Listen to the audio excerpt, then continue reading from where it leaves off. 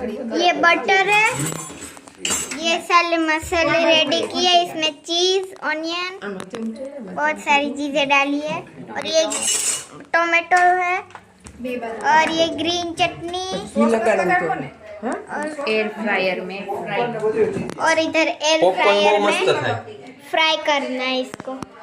देखो, पहले आप देख लो इसको कैसे करते हैं। पहले ग्रीन चटनी, बाद में ये मसाला,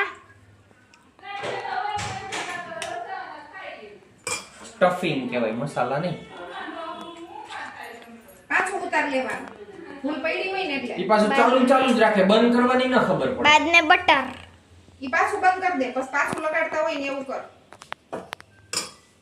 અને પેલા બોલતા શીખી લે, સ્ટફિંગ લગાવ. पहले ग्रीन चटनी स्प्रेड करो, बाद में स्टफिंग लगाओ, और बाद में ये बटर, बाद में इसमें, और फिर ये एयर फ्रायर में फ्राई करना है। देखो देखो फ्राई हो रही है।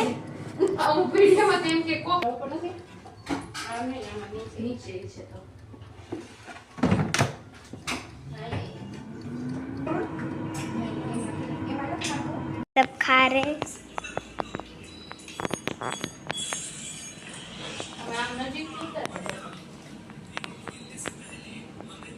અરે બોલવાનું ખબર હોય.